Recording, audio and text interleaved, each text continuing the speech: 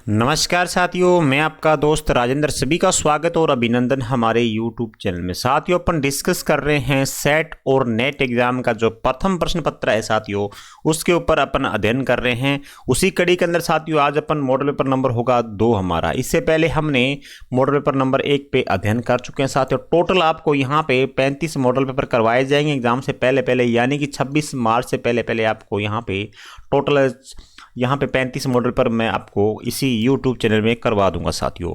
आप बिल्कुल मेरे साथ बने रहिएगा। जो भी साथी नए जुड़ता है हमारे चैनल से, चैनल को सब्सक्राइब और वीडियो को लाइक करना बिल्कुल मत भूलिएगा साथियों। तो यहाँ पे टोटल आपसे 50 क्वेश्चन पूछे जाएंगे, जिसमें से आपके प्रत्येक प्रश्न के अंक होंगे साथियों 2। यहाँ पे नेगेटिव मार्किंग साथियों नहीं है, तो आप उसी अनुसार अपना आंसर देते रहिएगा। तो चलते हैं पहले क्वेश्चन तरफ। देखिएगा, पहला क्वेश्चन आपके स्क्रीन के ऊपर है साथियों। फोटो ब्लेडिंग का अर्थ है, बताइएगा फोटो ब्लेडिंग का अर्थ क्या होता है। फोटो क्रॉपिंग, फोटो स्थापन, फोटो कटिंग या फोटो रंगों का समायोजन। क्या आंसर होगा जल्दी से कमेंट करके आप बता सकते हैं मुझे। तो साथियों अपन बात कर लेते हैं। देखिएगा साथियों, यहाँ पे ये सारे मॉडल पर आपको बिल्कुल निःशुल्क करवाए जाएंगे साथियों। आप मुझे पता है कि जो चीज़ें पैसे लगाकर खरीदी जाती है साथियों, उस पर ज़्यादा विश्वास करा जाता है साथियों। यही क्वेश्चन होते हैं जो आपको पैसे देकर खरीदना पड़ता है। आपको मैं यहाँ पे बिल्कुल निःशुल्क करवाया जा रहा हूँ, तो अपना हिसाब लगा लीजिएगा साथियों। यदि आपको निःशुल्क पढ़ना है तो आप इस चैनल को सब्सक्राइब कर दीजिएगा और रेगुलर क्लास देखिएगा हमारी। और यदि पैसे देके देना है साथियों तो अपना अपना हिसाब है साथियों। 200-300 रुपये 500 रुपये लोगों ने बना रखा है साथियों ऐप के ऊपर। तो यहाँ पे आपका जो आंसर होगा फोटो ब्लेडिंग का अर्थ साथियों फोटो क्रॉपिंग होगा। क्या होगा? फोटो क्रॉपिंग हो जाएगा राइट आंसर। आगे देखिएगा, नेक्स्ट क्वेश्चन है, संचार रणनीति बनाते समय पुनर्निर्देशन अध्ययन किसके द्वारा किया जाता है साथियों? बताइएगा, संचार रणनीति बनाते समय पुनर्निर्देशन अध्ययन किसके द्वारा किया जाता है? श्रोता, संचारक, सैटेलाइट या संचार माध्यम। साथियों PDF डाउनलोड करने के लिए आप हमारा टेलीग्राम चैनल ज्वाइन कर सकते हैं। आगे देखिएगा, नेक्स्ट क्वेश्चन क्या है इसके सामने। इसका जो आंसर है साथियों वो होगा हमारा संचारक हो जाएगा राइट आंसर। क्या हो जाएगा? संचारक हमारा और राइट आंसर होगा। शोध का उपकरण निम्नलिखित में से क्या है साथियों? शोध का उपकरण निम्नलिखित में से क्या है? इसका आंसर आपको देना है कमेंट के माध्यम से। तो साथियों यहाँ पे शोध का जो उपकरण होता है वो है प्रश्नावली। क्या हो जाएगा साथियों? प्रश्नावली आपका राइट आंसर होगा। नेक्स्ट क्वेश्चन देखिएगा, नेक्स्ट क्वेश्चन आपके स्क्रीन के ऊपर है, शोध को नैतिक नहीं समझा जाता है यदि वह साथियों, शोध को नैतिक नहीं समझा जाता है, क्यों नहीं समझा जाता था साथियों? बताइएगा। बिल्कुल यहाँ पे आपका राइट आंसर हमें कमेंट के माध्यम से बताइएगा। तो यहाँ पे राइट आंसर होगा साथियों, क्या आंसर होगा जल्दी से बताइएगा। बिल्कुल यहाँ उत्तरदाता की गोपनीयता तथा अज्ञातता सुनिश्चित नहीं करता साथियों। यहाँ पे बी नंबर आंसर आपका सही होगा। आत्म संप्रेषण को कहते हैं साथियों, आत्म संप्रेषण को क्या कहते हैं? संगठनात्मक अफवाह या अंतर व्यक्तित्व या अंतर व्यक्तित्व संप्रेषण। क्या आंसर होगा साथियों? बताइएगा। यहाँ पे जो आपका राइट आंसर होगा वो होगा अंतर व्यक्तित्व संप्रेषण साथियों, यानी कि डी नंबर आंसर आपका यहाँ पे सही हो जाएगा साथियों। आगे देखिएगा, नेक्स्ट क्वेश्चन आपके स्क्रीन के ऊपर, नेक्स्ट क्वेश्चन आपके स्क्रीन के ऊपर है, साइट पद का पूर्ण रूप है साथियों। SIT का आपको पूर्ण रूप बताना है, क्या होगा? तो साथियों बताइएगा साइट का पूर्ण रूप क्या होगा? तो साथियों यहाँ पे साइट का जो पूर्ण रूप होगा वो होगा सैटेलाइट इंस्ट्रक्शनल टेलीविजन एक्सपेरिमेंट साथियों। यहाँ पे सी नंबर आंसर आपका सही हो जाएगा। आगे देखिएगा, 7 नंबर क्वेश्चन आपके स्क्रीन के ऊपर है, इस श्रृंखला में अगली कौन सी संख्या आएगी साथियों? बताइएगा। इस श्रृंखला में अगली कौन सी संख्या आएगी? 2, 5, 9, 19, 37 साथियों। ऐसे क्वेश्चन आपके एग्जाम में नंबर बना सकते हैं साथियों। बहुत अच्छे क्वेश्चन आते हैं, ज़्यादा हार्ड क्वेश्चन नहीं आते हैं। देखिएगा, अपन बात कर लेते हैं 2, 5, 9, 19, 37 में 2 और 5 में साथियों डिफरेंस है 3 अंक का। आगे 5 और 9 में 4 अंकों का डिफरेंस है। देखिएगा साथियों ये श्रृंखला कैसे आगे बढ़ रही है। तो यहाँ पे 2 को साथियों यानी कि 2 से गुणा करा जा रहा है, यानी कि 4 हो जाएंगे, प्लस 1 जोड़ा जा रहा है, 5 हो गए साथियों। अब 5 को 2 से गुणा करेंगे तो 10 होंगे। तो यहाँ पे साथियों 9 कैसे आएगा? तो 9 साथियों इंटू 2 करने से -1 करने से यहाँ पे 9 आपका आ जाएगा। तो यहाँ पे एक बार प्लस कर रहा है, एक बार माइनस कर रहा है, तो यहाँ पे साथियों एक बार प्लस होगा, इंटू 2 करके +1 करना होगा आपको। तो यहाँ पे 19 होगा। 19 के बाद में साथियों आपको प्लस इंटू 2 करके -1 करना होगा, तो 37 आएगा साथियों। यहाँ पे इंटू 2 करके आपको +1 करना है, यानी कि 37 दूना 74 + 1 75 आंसर आपका राइट आंसर हो जाएगा साथियों। तो यहाँ पे आपका सी नंबर आंसर सही होगा। आगे देखिएगा, 8 नंबर क्वेश्चन है, यदि क्लास अच्छी लग रही तो चैनल को सब्सक्राइब, वीडियो को लाइक कर दीजिएगा। MPSV इसकी अगली जो श्रृंखला है साथियों, आगामी अक्षर क्या होगा? इस श्रृंखला का आगामी अक्षर क्या होगा? बताइएगा। आपके सामने ऑप्शन है MPSV साथियों। ये जो MPSV दे रखा है साथियों, इसमें अंतर ढूंढना पड़ेगा हमें M और P के बीच में साथियों। यानी कि आपको M में 3 प्लस करते हैं तब आपका P आता है, और P में प्लस 3 करते हैं तब आपका S आएगा, S में 3 प्लस करेंगे तब V आएगा, और V में 3 प्लस करेंगे तो साथियों यहाँ पे आपका Y आ जाएगा साथियों। क्या आ जाएगा? Y आ जाएगा। यानी कि आपका यहाँ पे आंसर होगा Y, आंसर आपका राइट होगा। आगे बढ़ रहे हैं साथियों, 9 नंबर क्वेश्चन आपके सामने। एक प्रदत्त कूट में यदि 367 का अर्थ है मैं प्रसन्न हूँ, 748 का अर्थ है आप उदास है, और 469 का अर्थ है प्रसन्न और उदास साथियों। तो इस कूट में और का किससे प्रदर्शित करेंगे साथियों? और को पूछा गया किससे प्रदर्शित करेंगे।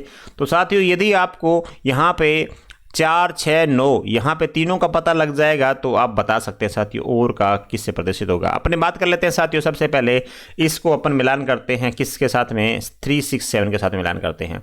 देखिएगा यहाँ पे कॉमन क्या हो जाएगा हमारा, कॉमन संख्या याद साथियों 367 और 469 में साथियों कॉमन है हमारा 6, है ना साथियों? बिल्कुल है। यहाँ पे 6 और पहली संख्या में शब्दों में देखिएगा मैं प्रसन्न हूँ और प्रसन्न और उदास साथियों। यहाँ पे 6 का साथियों यहाँ पे कॉमन जो शब्द है वो है साथियों प्रसन्न। 6 का अर्थ होगा यहाँ पे साथियों प्रसन्न हो जाएगा। अब बचा साथियों यहाँ पे हमारे सामने 4 और 9। अब देखिएगा 4 और 9 यानी कि 748 के साथ में इसको करते हैं साथियों। इसके साथ में 748 को देखते हैं, 748 और 469 में कॉमन क्या है साथियों? 4 है। क्या है? 4 है।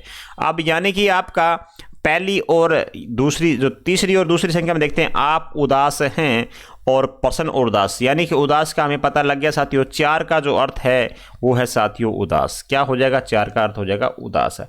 पीछे साथियों 9 बच गया हमारा, तो 9 का आप लगा सकते हैं साथियों। 9 का अर्थ हो जाएगा और हो जाएगा। क्या हो जाएगा? और हो जाएगा। तो यहाँ पे आपका जो राइट आंसर होगा वो होगा सी नंबर, आपका राइट आंसर हो जाएगा। तो यहाँ पे आप सी नंबर आंसर सही कर सकते हैं। तो आगे बढ़ रहे हैं साथियों नेक्स्ट क्वेश्चन पे। नेक्स्ट क्वेश्चन देखिएगा आपके सामने है स्क्रीन के ऊपर। निम्नलिखित वर्गीकरण का आधार है पशु, आदमी, घर, किताब और विद्यार्थी। वर्गीकरण का आधार क्या साथियों बताइएगा? पशु, आदमी, घर, किताब और विद्यार्थी। तो ये निश्चित वर्णन है, या व्यक्तिवाचक नाम है, या वर्णात्मक संक्षिप्त वाक्य है, या सर्वसामान्य नाम है साथियों। तो ये क्या है? ये सारे सर्वसामान्य नाम है साथियों। क्या है? ये सर्वसामान्य नाम हो जाएंगे आपके। नेक्स्ट क्वेश्चन देखिएगा आपके सामने। नेक्स्ट क्वेश्चन है 11 नंबर क्वेश्चन है। कथन दे रखा है और कारण दे रखा है साथियों। अगली बार उछाले जाने पर सिक्का पट यानी कि टेल दिखाई पड़ेगा साथियों। अब कह रहा है कि जब अगली बार अपने सिक्का उछालेंगे ना तो टेल आएगा साथियों। क्या ऐसा है? क्या ऐसा नहीं हो सकता साथियों, ये शंका पदस्थ है, ये इसमें शंका है साथियों। अगली बार टेल आए या हेड आए इसमें कुछ नहीं कह सकते साथियों अपन। कारण क्या है इसका देखिएगा, क्योंकि एक साथ 5 बार पहले उछाले जाने पर सिक्का प्रत्येक बार हेड आया था साथियों। इसी वजह से अपन ये कह रहे हैं कि अगली बार क्या आएगा? टेल आएगा साथियों। ये बात तो सही है, जो पीछे उछाले गए थे सिक्के वो साथियों यहाँ पे क्या आए थे? वो हेड आए थे। ये बिल्कुल सही है, लेकिन ये साथियों इसका ये कारण नहीं है, ये साथियों इसकी सही व्याख्या नहीं करता। हालांकि ये तो पहला तो शंकास्पद है साथियों, शंकास्पद हो जाएगा ये तो, और ये साथियों सत्य हो जाएगा, लेकिन ये व्याख्या इसकी नहीं कर रहा है। ठीक है ना? तो यहाँ देखिएगा साथियों 1 नंबर सी नंबर आंसर देखिएगा हमारा सही होगा। शंकास्पद है साथियों, ये तो हमारा कथन है शंकास्पद है, और हमारा कारण जो क्या है सत्य है, लेकिन कारण है ना और एक ही व्याख्या सही व्याख्या नहीं करता है, यानी कि सी नंबर आंसर आपका यहाँ पे सही होगा। नेक्स्ट क्वेश्चन देखिएगा। नेक्स्ट क्वेश्चन है संबंध जो उनकी बहन है साथियों। संबंध जो उनकी बहन है साथियों, ये क्या बताना आपको? बिन सम्मितीय है, सम्मितीय है, या असम्मितीय है, या सकर्मक है साथियों। बताइएगा क्या आंसर होगा यहाँ पे। तो यहाँ पे जो आपका राइट आंसर होगा साथियों संबंध, यहाँ पे डी नंबर आंसर आपका सकर्मक हो जाएगा, यानी कि डी नंबर आंसर आपका सही होगा साथियों। नेक्स्ट क्वेश्चन देखिएगा आपके स्क्रीन के ऊपर है। हाँ जी, शाकाहारी मांसाहारी नहीं होते हैं यदि यह कथन असत्य है। शाकाहारी मांसाहारी नहीं होते हैं यदि यह कथन असत्य है, तो निम्नलिखित अनुमानों में से कौन से सही है? तो आपको कथन बताना है कौन सा सही है। देखिएगा कुछ शाकाहारी मांसाहारी होते हैं साथियों, ये सत्य है, यह सत्य नहीं है साथियों, ये तो गलत हो गया हमारा। ठीक है ना? सभी शाकाहारी मांसाहारी होते हैं, यह शंकास्पद है साथियों। सभी शाकाहारी मांसाहारी होते हैं, ये शंकास्पद है साथियों। ठीक है ना? कुछ शाकाहारी मांसाहारी नहीं होते हैं, यह सत्य है साथियों। कुछ शाकाहारी मांसाहारी नहीं होते, इसी लाइन को अपन देख के आगे कर रहे हैं, तो ये भी सही है हमारा। कुछ शाकाहारी मांसाहारी नहीं होते हैं, ये शंकास्पद है साथी। कुछ शाकाहारी मांसाहारी नहीं होते हैं, ये शंकास्पद है। तो यहाँ पे 2, 3, 4 आपका सही होगा। तो यहाँ पे 2, 3, 4 यानी कि बी नंबर आंसर यहाँ पे आपका सही हो जाएगा साथियों। नेक्स्ट क्वेश्चन देखिएगा। नेक्स्ट क्वेश्चन है 14 नंबर क्वेश्चन आपके स्क्रीन के ऊपर है। निम्नलिखित परिभाषा का स्वरूप है। गरीब का अर्थ वे लोग जिनकी वार्षिक आय 10,000 है। साथियों गरीब का अर्थ वे लोग हैं जिनकी वार्षिक आय 10,000 हैं। तो यहाँ पे क्या आंसर होगा बताइएगा। तो साथियों यहाँ पे होगा पद संबंधी आंसर होगा। क्या होगा? 14 नंबर क्वेश्चन का आपका आंसर होगा सी नंबर, पद संबंधी आंसर आपका राइट होगा। नेक्स्ट क्वेश्चन देखिएगा।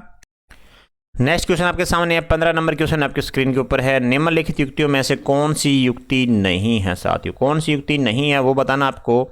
देखा है, यदि आज मंगलवार है तो कल बुधवार होगा। साथियों बिल्कुल ये सही है, ये युक्ति है। साथियों नहीं पूछा जा रहा हमसे, चूंकि आज मंगलवार है तो कल बुधवार होगा, बिल्कुल सत्य है। साथियों राम ने मुझे अपमानित किया इसलिए मैंने उसके नाक पर हमला किया। साथियों ये भी सही है। राम घर पर नहीं है इसलिए वो शहर गया होगा। साथियों बिल्कुल गलत है। राम घर पे नहीं है तो इसका जरूरी नहीं है कि वो शहर गया होगा, हो सकता खेत गया होगा, हो सकता घर से बाहर कहीं दोस्त के घर गया होगा। तो ऐसा कुछ नहीं है साथियों, ये डिसाइड नहीं करता है कि वो शहर गया होगा। तो यहाँ पे डी नंबर आंसर आपका सही होगा। आगे देखिएगा, वेन डायग्राम किस प्रकार का डायग्राम है? साथियों वेन डायग्राम बताना है, किस प्रकार का डायग्राम है बताइएगा। वेन डायग्राम साथियों, तो वेन डायग्राम साथियों वर्गों के बुलियन अलजेब्रा की मदद से प्राथमिक अनुमानों की सत्यता का प्रतिनिधित्व और मूल्यांकन करता है। यानी कि 1 नंबर आंसर यहाँ पे आपका सही होगा। 16 नंबर क्वेश्चन का जो राइट आंसर होगा वो 1 नंबर आपका सही हो जाएगा। नेक्स्ट क्वेश्चन देखिएगा। 17 नंबर क्वेश्चन आपके सामने, आगमनात्मक तर्कशास्त्र युक्ति वाक्य किस प्रकार? साथियों किस प्रकार बताइएगा, क्या आंसर होगा किस प्रकार? साथियों यहाँ पे निष्कर्ष का समर्थन और उसके अनुमान करने का अध्ययन करता। साथियों यहाँ पे 1 नंबर आंसर आपका सही हो जाएगा। आगे देखिएगा, नेक्स्ट क्वेश्चन आपके स्क्रीन के ऊपर है, 18 नंबर क्वेश्चन। निम्नलिखित सूचित कथनों में से कौन से कथन सत्य हैं? साथियों कौन से कथन सत्य हैं आपको उसी की पहचान करनी है। अब देखिएगा साथियों आंसर यहाँ पे क्या होने वाला है आपका। कुछ युक्तियां जो पूर्णतः वैध नहीं हैं और वो अधिकतर वैध होती हैं। साथियों बिल्कुल सही है। ठोस युक्ति अवैध हो सकती है। साथियों ठोस युक्ति अवैध नहीं हो सकती है, ठीक है ना। ठोस युक्ति अवैध नहीं हो सकती है, ये गलत है हमारा। निश्चयक इस युक्ति में संभवतः गलत निष्कर्ष हो सकता है। साथियों हो सकता है। विधान सत्यात्मक अथवा असत्यात्मक हो सकता है। साथियों हो सकता है। यानी कि 1, 3, 4 आपका राइट आंसर होगा। बी नंबर आंसर अपना सही कर लीजिएगा। साथियों यहाँ पे बी नंबर आंसर आपका सही हो जाएगा। आगे देखिएगा, नेक्स्ट क्वेश्चन आपके स्क्रीन के ऊपर है, यदि वर्ग की भुजा में 40% वृद्धि होती है तो वर्ग का क्षेत्रफल कितना होगा? वर्ग की भुजा पूछेगी आपसे, 40% की वृद्धि हो जाए तो आगे वर्ग का क्षेत्रफल कितना होगा। यहाँ पे साथियों आपका एक फॉर्मूला काम करता है, x प्लस साथियों x इंटू एक्स बटे 100। साथियों ये फॉर्मूला यदि आपको याद है तो आप इस क्वेश्चन को हल कर पाएंगे। यहाँ पे x की वैल्यू आपको 40 डाल देनी है। देखिएगा सवाल के अंदर x यहाँ पे 40 प्लस यहाँ पे 40 इंटू 40 बटे यहाँ पे आपका 100 हो जाएगा। जब आप काटोगे इसको तो आप आसानी से काट पाओगे। साथियों यहाँ पे आपका राइट आंसर होगा 96% हो जाएगा। क्या हो जाएगा? 96% हो जाएगा। यानी कि आपका डी नंबर आंसर यहाँ पे आपका सही हो जाएगा। 19 नंबर क्वेश्चन है, यहाँ पे आप डी नंबर आंसर सही कर सकते हैं। साथियों नेक्स्ट क्वेश्चन देखिएगा। नेक्स्ट क्वेश्चन है, एक हॉल में 10 लैंप लगे हैं, उनमें से प्रत्येक को अलग से बंद किया जा सकता है। हॉल को कितने तरीकों से प्रदीप्त किया जा सकता है बताइएगा। साथियों एक हॉल में 10 लैंप लगे हैं, उनमें से प्रत्येक को अलग से बंद किया जा सकता है। हॉल को कितने तरीकों से प्रदीप्त किया जा सकता है? तो यहाँ पे साथियों एक फॉर्मूला यहाँ भी काम करेगा, 2n-1 साथियों 2n-1 देखेगा। साथियों यहाँ पे 2 है, n की जो वैल्यू होगी साथियों वो होगी 10 यहाँ पे। तो देखेगा तो 10-1 कर देंगे तो देखेगा साथियों यहाँ पे जब इसको अपन पूरा हल करेंगे तो 1024 आएगा। -1 कर देंगे तो 1023 हमारा राइट आंसर होगा। साथियों 1023 राइट आंसर होगा। तो यानी कि बी नंबर आंसर यहाँ पे आपका सही हो सकता है। आगे देखिएगा, 100 और 300 के बीच कितनी संख्याएं 2 के साथ प्रारंभ और समाप्त होती है? साथियों 100 और 300 के बीच बतानी है आपको कितनी संख्याएं हैं जो 2 से के साथ प्रारंभ होती है और समाप्त होती है। देखिएगा साथियों अपने 200 से बात कर लेते हैं, 200 से लगाकर 299 तक। साथियों 200 से लगाकर 299 तक संख्या पर बात करें साथियों टोटल हो जाती है 10। ये 100 हो जाएगी, 100 प्लस यहाँ पे 10 और ऐड कर लेंगे साथियों, अंत भी उनके साथ में होगा ना, तो 10 संख्या जो अंत में होंगी। आगे देखिएगा साथियों यहाँ पे टोटल 110 ये होगी। अब बची 1 से 100 से साथियों 199 तक, 199 तक साथियों इनमें टोटल आपकी 10 संख्या इसमें होंगी। तो यहाँ पे 110 और 10 को प्लस कर देंगे तो 120 होगा। तो यहाँ आपका राइट आंसर होगा 120, यानी कि सी नंबर आंसर आपका यहाँ पे सही हो जाएगा। 21 नंबर क्वेश्चन आपका आंसर होगा साथियों सी नंबर सही। आगे बढ़ रहे हैं साथियों। नेक्स्ट क्वेश्चन देखिएगा आपके सामने, एक कॉलेज में 300 छात्र हैं, प्रत्येक छात्र 5 समाचार पत्र पढ़ता है और प्रत्येक समाचार पत्र 60 छात्रों द्वारा पढ़ा जाता है। तो समाचार पत्रों की संख्या बतानी है आपको, सिंपल क्वेश्चन है। देखिएगा यहाँ कॉलेज में टोटल है 300 छात्र, प्रत्येक छात्र के द्वारा 5 समाचार पत्र अपने पढ़े जाते हैं, तो यहाँ पे टोटल हो जाएंगे 1500 साथियों, 1500 हो जाएंगे। आगे देखिएगा 60 छात्रों द्वारा पढ़ा जाता है, तो 60 इसको कर देंगे अपन भाग से, तो 1500 को जब 60 से भाग देंगे तो यहाँ पे आंसर आएगा आपका टोटल 25 आएगा। क्या आएगा? टोटल 25 आएगा। तो यहाँ आपके आंसर होगा सी नंबर, पूरे 25 हो जाएंगे साथियों। क्या हो जाएंगे? पूरे 25 आपका राइट आंसर हो जाएगा। नेक्स्ट क्वेश्चन देखिएगा आपके सामने है, एक चार्ट दे रखा साथियों, विभिन्न क्षेत्रों में कुल CO2 उत्सर्जन 5 MMT है। नीचे दिए गए पाई चार्ट में विभिन्न क्षेत्रों में CO2 उत्सर्जन के प्रतिशत योगदान अंकित किया गया साथियों। अब क्वेश्चन क्या है देखिएगा, इससे संबंधित अपन क्वेश्चन हल करेंगे, 2 क्वेश्चन इससे संबंधित हल करेंगे। नेक्स्ट देखिएगा क्वेश्चन आपके सामने 23 और 24 दे रखा है, बताइएगा घरेलू क्षेत्र से कुल CO2 उत्सर्जन कितना है साथियों। तो घरेलू क्षेत्र से पूछा जा रहा है, घरेलू क्षेत्र हमारा कितना है? 15% हो जाएगा। कितना हो जाएगा साथियों? 15% हो जाएगा। अब टोटल MMT है कितना साथियों? तो 5 MMT की यहाँ पे बात कर रहे थे, अब 5 MMT है। तो देखिएगा 5 इंटू यहाँ पे 15/100 करेंगे तब इसका आंसर आ जाएगा साथियों। तो यहाँ पे आंसर होगा 15×5 = 75/100 साथियों। यहाँ पे 0.75 MMT आएगा। क्या आएगा? 0.75 MMT आएगा साथियों। यहाँ पे डी नंबर आंसर आपका सही होगा। आगे देखिएगा तापीय ऊर्जा तथा परिवहन क्षेत्र दोनों से इकट्ठा कुल CO2 उत्सर्जन कितना है साथियों। तापीय ऊर्जा देखिएगा 35 है और परिवहन क्षेत्र है साथियों 30%, यानी कि 30 और 35 को जब अपने जोड़ेंगे तो साथियों यहाँ पे टोटल होगा आपका 65%। वही 5 MMT से लेके चलना है साथियों। 5 MMT का 65% कितना होगा वो बचाना है हमने। 5 इंटू 65/100 हो जाएगा। तो हमारा जो राइट आंसर होगा 3.25 MMT राइट आंसर होगा साथियों। 3.25 MMT, यानी कि एक नंबर ऑप्शन आपका यहाँ भी सही हो जाएगा साथियों। दोनों सिंपल क्वेश्चन है, ऐसे क्वेश्चन एग्जाम में पूछे जाते हैं आपसे। तो ये क्वेश्चन साथियों बिल्कुल रीजनिंग वाले जो क्वेश्चन होते हैं ये साथियों आप आसानी से कर पाएंगे। आगे देखिएगा नेक्स्ट क्वेश्चन है, मोबाइल फोन पर निम्नलिखित में से कौन सी प्रचलन पद्धति उपयोग की जाती है साथियों। बताइएगा मोबाइल फोन पर। तो मोबाइल फोन पे साथियों यहाँ विंडोज विस्टा, विंडोज XP उपयोग सभी। तो विंडो तो साथियों होती नहीं है, यहाँ पे एंड्रॉयड होता है साथियों। मोबाइल फोन की बात चल रही है साथियों, यहाँ पे एंड्रॉयड आपका सही आंसर होगा। आगे देखिए, यदि बेस x1 में y संख्या y निरूपित करता है तो निम्नलिखित में से कौन सा सबसे लघुत्तम है साथियों। लघुत्तम साथियों आपको दिखाई दे रहा होगा, बिल्कुल यहाँ पे 1 नंबर ऑप्शन आपका सही होगा। तो यहाँ पे 1 नंबर ऑप्शन आपका सही हो जाएगा। उच्च स्तरीय प्रोग्रामिंग भाषा को निम्नलिखित में से किसका उपयोग करके मशीन भाषा में बदला जा सकता साथियों। बताइए क्या आंसर होगा? ऑरेकल, कंपाइलर, मैटलैब या असेंबलर। उच्च स्तरीय प्रोग्रामिंग भाषा को पूछा गया आपसे, तो यहाँ आपका जो राइट आंसर होगा वो होगा साथियों कंपाइलर होगा। क्या होगा? 27 नंबर क्वेश्चन का बी नंबर आंसर आपका कंपाइलर राइट आंसर हो जाएगा। नेक्स्ट क्वेश्चन देखिएगा। नेक्स्ट क्वेश्चन आपके सामने है, HTML का उपयोग क्या बनाने के लिए किया जाता है साथियों। बताइएगा HTML का उपयोग क्या बनाने के लिए किया जाता है। मशीन भाषा प्रोग्राम, उच्च स्तर प्रोग्राम, वेब पेज या वेब सर्वर साथियों। बिल्कुल HTML आपने बहुत बार देखा है, तो ये वेब पेज है साथियों। वेब पेज बनाने का उपयोग किया जाता है यहाँ पे। तो यहाँ पे सी नंबर आंसर होगा। DNS पद का तात्पर्य बताना आपको। नेक्स्ट क्वेश्चन आपके सामने है DNS। 15 से 20 मिनट में ये क्लास खत्म कर देंगे साथियों। 20 क्वेश्चन और बचे हैं, जल्दी बढ़ेंगे आगे। DNS पद का तात्पर्य बताना साथियों डोमेन नेम सिस्टम हो जाएगा। डोमेन नेम सिस्टम आपका राइट आंसर होगा, यानी कि 1 नंबर आंसर यहाँ पे आपका सही होगा। नेक्स्ट क्वेश्चन देखिएगा आपके सामने है, कार्यशालाएं किसके लिए आयोजित की जाती है साथियों। कार्यशालाएं किसके लिए आयोजित की जाती है? व्याख्यान देने, बहुलक्ष्यांक समूह, नए सिद्धांत प्रदर्शित करने या प्रशिक्षण अनुभव प्रदान करने के लिए कार्यशालाएं। तो साथियों जो कार्यशालाएं होती है ना, वो प्रशिक्षण अनुभव प्रदान करने के लिए की जाती है साथियों आयोजित। डी नंबर आंसर आपका यहाँ सही होगा। नेक्स्ट क्वेश्चन देखिएगा। नेक्स्ट क्वेश्चन है 31 नंबर क्वेश्चन आपके स्क्रीन के ऊपर है, निम्नलिखित में से कौन सा प्रदूषक मानव के श्वसन मार्ग को प्रभावित करता है साथियों। मानव के श्वास लेने में प्रभावित करता है कौन सा प्रदूषक है साथियों, बताना आपको। Carbon monoxide, nitric oxide, sulphur dioxide या एरोसोल्स। क्या राइट आंसर होगा? जल्दी से कमेंट करके बताइएगा। यदि क्लास अच्छी लग रही तो क्लास को लाइक, वीडियो को, चैनल को सब्सक्राइब कर दीजिएगा साथियों। यहाँ पे आंसर देखिएगा साथियों, सबसे पहले होगा हमारा answer right answer carbon monoxide हो जाएगा साथियों राइट आंसर। तो 1 नंबर आंसर आपका सही होगा। निम्नलिखित में से कौन सी प्रदूषित करने वाली वस्तु परिवहन क्षेत्र से नहीं उत्सर्जित की जाती साथियों।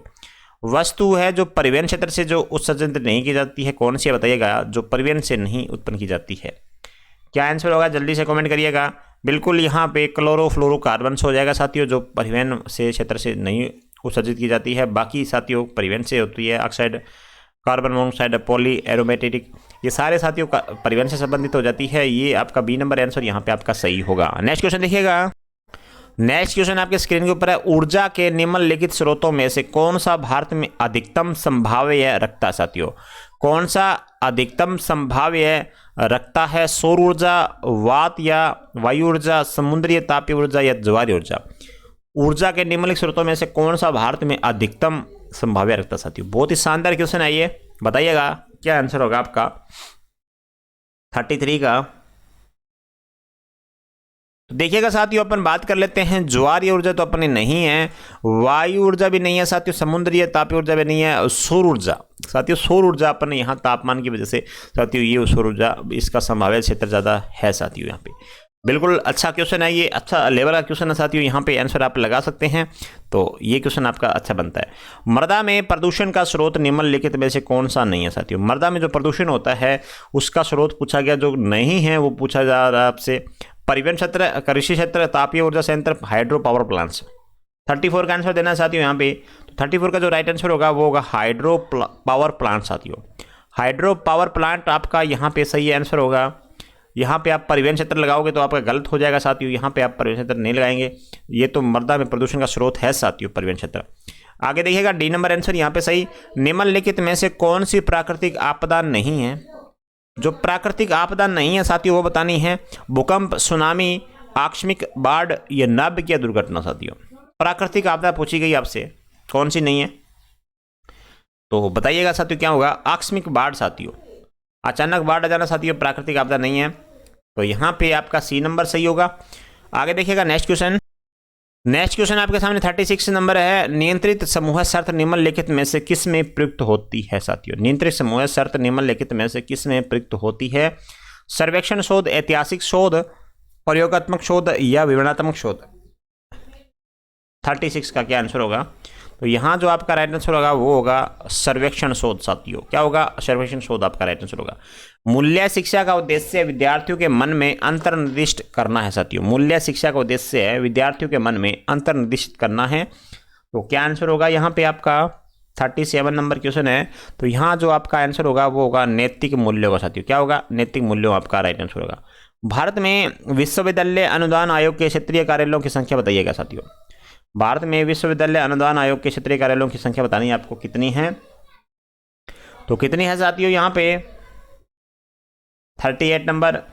38 नंबर देखिएगा, जो राइट आंसर होगा वो होगा साथियों 7 है। कितनी है, 7 है जो क्षेत्रीय कार्यालय साथियों भारत में विश्वविद्यालय अनुदान आयोग के। आगे देखिएगा नेक्स्ट क्वेश्चन आपके सामने है। यहाँ पे आपको निर्देश दे रखे हैं 39 और 44 तक, जितने आपके 5 के क्वेश्चन हैं इस पैराग्राफ को पढ़ के आपको आंसर देना है साथियों। यहाँ पे आप पैराग्राफ आसानी से पढ़ लीजिएगा साथियों, सारा पैराग्राफ आप पढ़िएगा और उसका बाद में आप आंसर दीजिएगा। अपने सीधे बढ़ेंगे प्रश्नों की तरफ देखिए साथियों। अब ये पैराग्राफ आसानी से आप पढ़ सकते हैं साथियों, यहाँ पे पूरा पैराग्राफ आप पढ़ लीजिएगा। मैं पढ़ के बता देता हूँ साथ साथ में। 20वीं शताब्दी का उत्प्रेरक तथा नियंत्रित विकास उपभोक्तावादी समाज, राजनीतिक, भौगोलिक व तथा आध्यात्मिक अवमूल्यन है। इस अस्वाभाविक विकास ने पवित्र बोध की लोकोत्तर द्वितीय वास्तविकता की ओर प्रवृत्त किया है कि जैविक रूप से लोकतरता मानवीय जीवन का ही हिस्सा है। शताब्दी के अंत में यह अत्यावश्यक बल के साथ स्पष्ट हुआ कि प्रबुद्ध बुद्धिवाद की प्रथम वास्तविकता का मनुष्य ही श्रेष्ठ स्थिति में संश्लेषण किया जाना चाहिए। यथा तथ्य मूल्य हमारा विवरण देते हैं, वे हमारी नैतिकता का चित्रण करते हैं साथियों। वे अष्ट मूल्य हैं। आदर्श मूल्य हमें ये बताते हैं कि हमें क्या करना चाहिए, क्या होना चाहिए। वे अष्ट मूल्य है। लैटिन भाषा में एस्टो का अर्थ जो होना चाहिए, तो दोनों का हमारी चेतना के उतार चढ़ाव का भाग होना चाहिए। नित्य विज्ञान, प्रौद्योगिकी और शाश्वत निश्चितात्मकता के 2 रूप हैं, यानी वे मानव की संपूर्णता, उसकी जीवनता का साहस और पारमार्थिक सत्ता में उसकी भागीदारी है साथियों।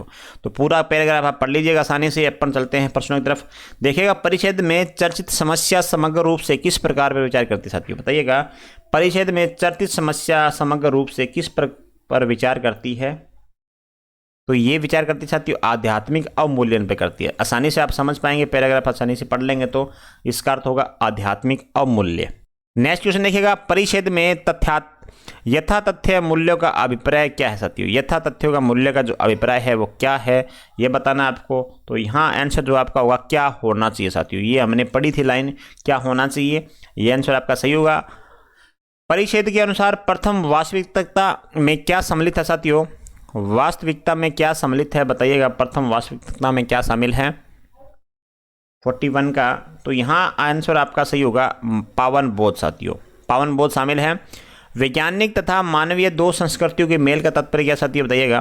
वैज्ञानिक तथा मानवीय दो संस्कृतियों का मेल का तात्पर्य यहाँ पे जो आपका है वो है साथियों प्रकृति में मात्रा तथा गुण की सह विद्यमानता साथियों। तो डी नंबर आंसर यहाँ पे आपका सही होगा। परिच्छेद की विषय वस्तु साथियों बताइएगा, परिच्छेद की विषय वस्तु विवरणात्मक, निर्देशात्मक, स्वतः सिद्ध या वैकल्पिक है? तो यहाँ पे आंसर हो गया साथियों आपका निर्देशात्मक है। कैसी है? निर्देशात्मक है। परिच्छेद इंगित करता है कि विज्ञान ने सिद्ध किया है कि न, विज्ञान ने सिद्ध किया है कि साथियों ब्रह्मांड भौतिक है, द्रव्य ऊर्जा है, प्रकृति में बोलता है, मानव गैर जिम्मेदार होते हैं। तो यहाँ पे अंतिम क्वेश्चन है इस पैराग्राफ संबंधित, तो यहाँ आंसर होगा आपका द्रव्य ऊर्जा है साथियों, द्रव्य ऊर्जा है, ये है आपका राइट आंसर। आगे देखिएगा नेक्स्ट क्वेश्चन है, जब कुछ विद्यार्थी शरारत करके कक्षा के अनुशासन को जानबूझकर भंग करने की चेष्टा कर रहे हो तो एक अध्यापक के रूप में आपकी भूमिका क्या होगी? बताइएगा साथियों, कुछ विद्यार्थी जो शरारत करके कक्षा के जो अनुशासन है साथियों उसको जानबूझकर भंग करते हैं तो अध्यापक के रूप में आपकी भूमिका क्या होगी? तो यहाँ देखिएगा साथियों जो भूमिका है वो है उन्हें आत्म परीक्षण का अवसर देना और उन्हें व्यवहार में सुधार लाना साथियों। यानी कि आपका डी नंबर आंसर यहाँ पे सही हो जाएगा। निम्नलिखित में से कौन सा प्रक्षेपित साधन का है साथियों? कौन सा प्रक्षेपित साधन का है बताइएगा, कौन सा है यहाँ पे? तो यहाँ छाया क्षेपित्र हो जाएगा साथियों, सी नंबर आंसर हो जाएगा। एपिडाइस्कोप हो जाएगा राइट आंसर यहाँ पे सी नंबर। देखिएगा अध्यापक को प्रश्न पूछने में अनिरुद्ध या धारावाही माना जाता है यदि वह निम्नलिखित प्रश्न पूछ सकता है साथियों। अध्यापक को प्रश्न पूछने में अनिरुद्ध या धारावाही माना जाता है, बताइएगा क्या आंसर होगा 47 का। तो निश्चित समय में बहुत से अर्थपूर्ण प्रश्न साथियों, निश्चित समय में बहुत से अर्थपूर्ण प्रश्न, यहाँ पे डी नंबर आंसर आपका सही होगा। आगे देखिएगा अध्यापक के लिए निम्नलिखित विशेषताओं में से कौन सी सर्वाधिक अनिवार्य है साथियों? अध्यापक के लिए निम्नलिखित विशेषताओं में से कौन सी सर्वाधिक अनिवार्य है? तो देखिएगा वह अपने विषय में निपुण होना चाहिए साथियों, वह अपने विषय में क्या होना चाहिए? निपुण होना चाहिए। सर्वाधिक अनिवार्य विषय ये है साथियों सुवेशभूषा नहीं हो, ये कोई मतलब नहीं साथियों, इन तीनों का यहाँ पे कोई अर्थ नहीं है। देखिएगा साथियों अंतिम दो क्वेश्चन आपके सामने हैं। एक प्राकल्पना है साथियों, एक प्राकल्पना क्या है ये बताना आपको। तो यहाँ पे देखिएगा साथियों एक प्राकल्पना क्या है? अभ्युपगम है साथियों, अभ्युपगम हो जाएगा, यानी कि सी नंबर आंसर आपका यहाँ पे सही होगा। मान ले कि आप किसी राष्ट्रीयकृत बैंक की कार्यकारी क्षमता की जांच करना चाहते हैं तो आप निम्नलिखित में से किस तरीकों को अपनाएंगे साथियों? अंतिम क्वेश्चन है, आपके लिए 35 मॉडल पर लेकर आऊँगा साथियों, यहाँ पे आप मेरे साथ बने रहिएगा। तो आप इस क्वेश्चन का राइट आंसर बताइएगा क्या होगा अंतिम क्वेश्चन का। तो यहाँ आपका अंतिम क्वेश्चन का जो राइट आंसर होगा वो होगा अनुक्रमिक परिचयन साथियों, सी नंबर आंसर आपका यहाँ पे सही होगा साथियों। क्लास कैसे लगी आप मुझे कमेंट बॉक्स में बता सकते हैं। सभी साथियों का अंतिम तक देखने के लिए धन्यवाद। Thank you so much.